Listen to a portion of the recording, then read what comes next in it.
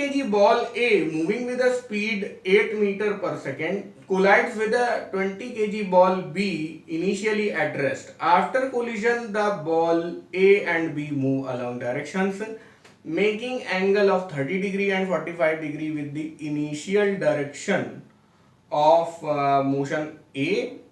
Find the final speed of the ball A and B. पहले शक्ल बना लेते हैं क्या हो रहा है। पहले तो भाई बॉल बी जो है वो रेस्ट में है, बॉल ए ही ज्यादातर शैतान होती है, वही दौड़ते हुए आती है, 10 केजी की है, और तो इसको थोड़ा छोटा बना लेते हैं, ठीक है।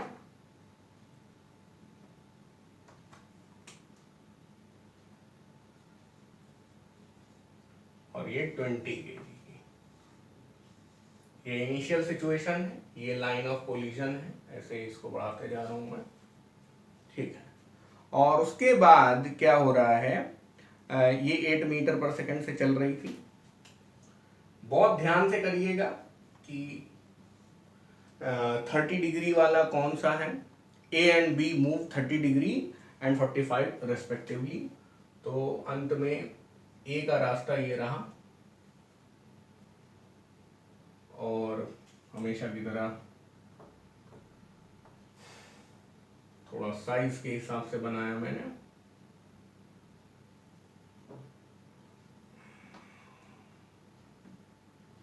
ये रहा बी,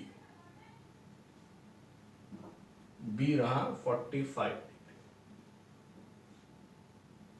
ये रहा 30 डिग्री में, ठीक है। तो अब देखिए इसका जो, मान लीजिए आपसे पूछा गया final speed of A and B, तो यार इसका वी ए मान लो, चाहे V1 मान लो, अब ए बी है तो ए बी ही रहने दो, और इसका VB मान लो, ठीक है।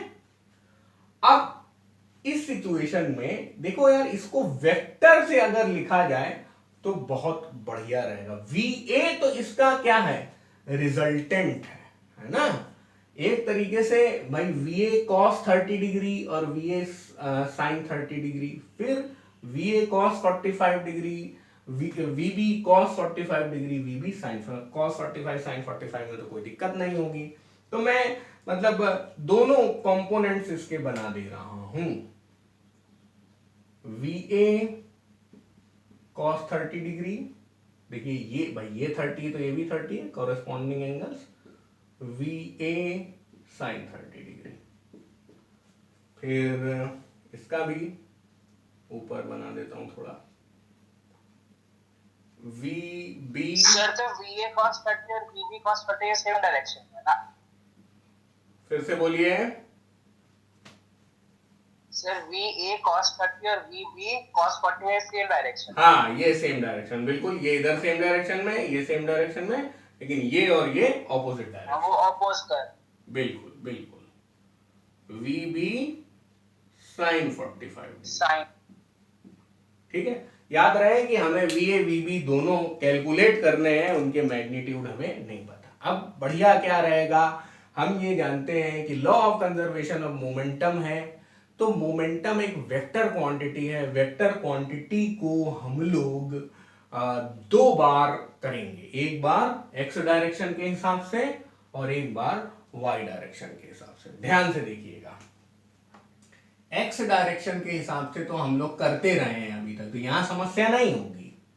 10 इंटू, अब यार M1 V1 M2 V2 ये सब नहीं कर रहा हूं मैं जानता हूं आप अब बहुत आखिरी सवालों में आ गए हैं, तो अब ये सब कर सकते हैं। तो अब यहां देखिए एक्स डायरेक्शन में तो कर ही लिया हम लोगों ने, वाई डायरेक्शन में देखिए क्या हो रहा है, सॉरी एक्स डायरेक्शन में क्या हो रहा है, इस इनिशियल वाला हम लोगों ने यहां पे लिख लिया, और इधर आने में VA cos 30 डिग्री हम लोग कर लें और A के मास से मल्टीप्लाई कर लें,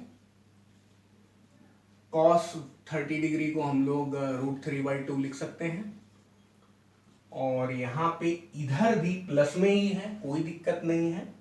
अब प्लस माइनस का हमें ध्यान रखना पड़ेगा, कोई भी चीज इस तरफ बढ़ रही है तो वो प्लस है, इस तरफ बढ़ रही है तो प्लस है, इस तरफ बढ़ रही है तो माइनस है, ठीक है।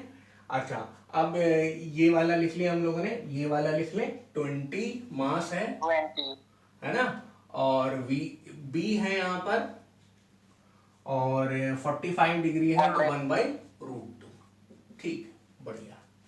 तो अब आप चाहें तो थोड़ा बहुत कैंसल भी हो ही जा रहा है यहाँ पे। 5, दिस इज 85√3 VA प्लस, अच्छा इसको आप 2 × 10 लिख सकते हैं, तो 10√2 हो जाएगा। ध्यान दीजिए, समझ गए कि नहीं? 20 is equal to 2 × 10 divided by √2, √2 2 को काट देगा, √2 आ जाएगा। ठीक है, ये बन गई पहली इक्वेशन। दूसरी इक्वेशन जो आप y डायरेक्शन में बनाएंगे वो और मजेदार होगी यार। y डायरेक्शन में तो ये चल ही नहीं रहे थे ना, ये तो इधर ही चल रहे थे, तो y डायरेक्शन में ये भी 0, ये भी 0। ठीक है, 10 × 0 प्लस 20 हाँ × 0। बिल्कुल बिल्कुल, सब मैं शुरू में ही 0 लिख रहा हूँ। ठीक है, और अब ये इधर जा रहा है, ये इधर जा रहा है, कोई दिक्कत नहीं है।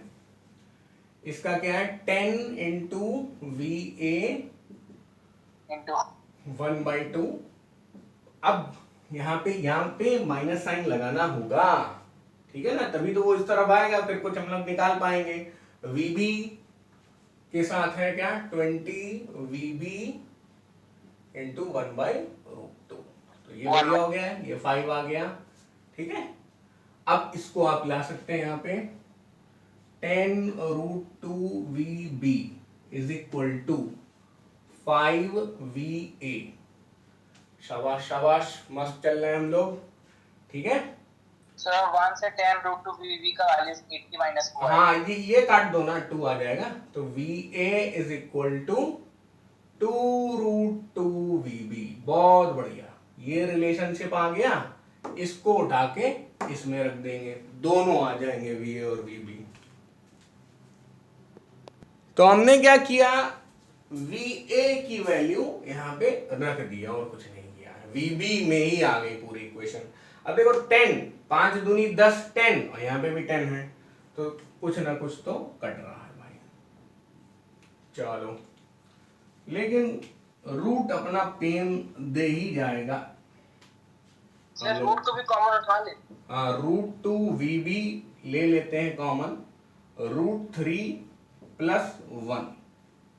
ठीक है, और अब हम लोग आ गए कहाँ पे, VB इज इक्वल टू 2 × 4, मतलब 8 को मैं 2 × 4 लिख रहा हूँ, √2 नीचे आ गया, √3 + 1 आ गया।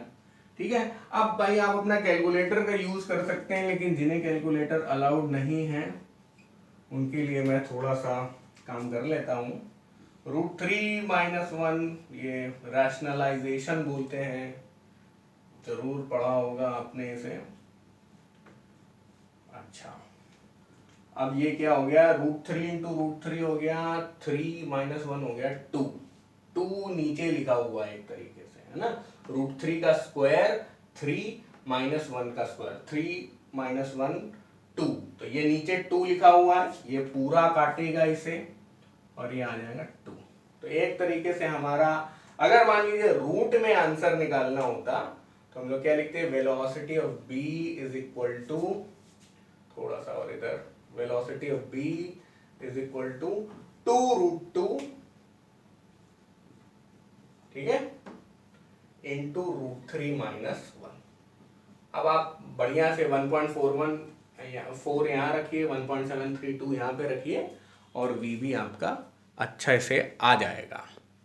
तो बिल्कुल सही हम लोग का आंसर आ गया। √2 की जगह 1.414 रखिए, 1.732 रखिए, अपना ये आंसर आ जाएगा। सीधे कैलकुलेटर में आप यही फीड कर सकते हैं, √2 ही रख दीजिए तो बिल्कुल यही वैल्यू आ जाएगी। चलिए, अभी काम खत्म नहीं हुआ, VB आया है, VA नहीं आया है।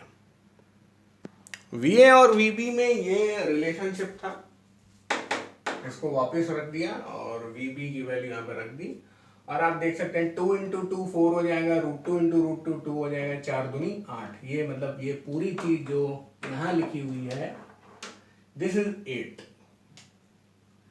× √3 - 1, ये भी अपने आप में बढ़िया एक्सेप्टेबल आंसर हो जाता। अब आप इसे भी कैलकुलेट कर लीजिए और ये आ जाएगा 5.85 मीटर पर सेकेंड। दोनों ही वेलोसिटीज हम लोगों ने law of conservation of momentum की मदद से निकाल ली।